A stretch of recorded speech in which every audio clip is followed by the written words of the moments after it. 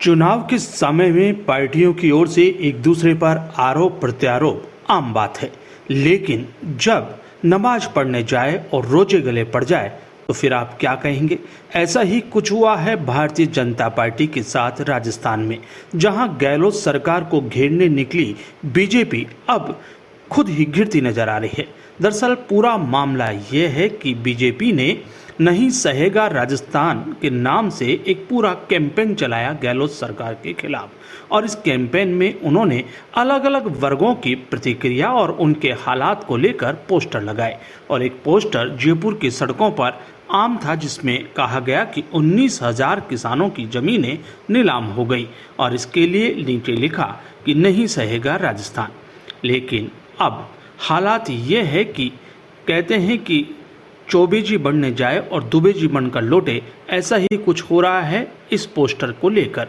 इस पोस्टर में जिस किसान माधोराम की तस्वीर छापी गई, उस माधोराम ने अब बीजेपी के खिलाफ मोर्चा खोल दिया है। उन्होंने बीजेपी को साफ कहा है कि या तो तत्काल फोटो हटाए, नहीं तो वे बीजेपी के खिलाफ कार्रवाई करेंगे। दरअसल पूरा मामला यह है कि माधोराम को जिस तरह से फोटो में दिखाकर उनकी जमीन नीलाम होने की बात की गई है, तो माधोराम दरअसल 200 बीघा जमीन का मालिक है, और जैसलमेर के रहने वाले माधोराम ने अब बीजेपी के खिलाफ ही मोर्चा खोल दिया है।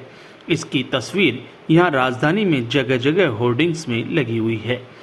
बताया जाता है कि जैसलमेर के इस लड़के ने जब अपने गांव के माधोराम की तस्वीर इस तरह से होर्डिंग्स में जमीन नीलाम होने के संदर्भ में देखी, तो फोटो खींचकर ले गया और ले जाकर उसने गांव के ग्रुप में डाली, तो इस किसान के पैरों तले जमीन खिसक गई।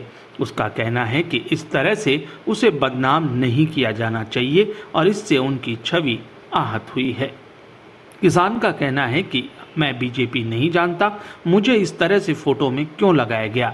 ना तो मेरी कोई जमीन नीलाम हुई और न ही मुझसे कोई 1 रुपया कर्जे का मांगता है। हाँ, केसीसी कार्ड जरूर है, लेकिन इस तरह से किसानों की जमीन नीलाम होने के मामले में मेरी फोटो का दुरुपयोग नहीं करें।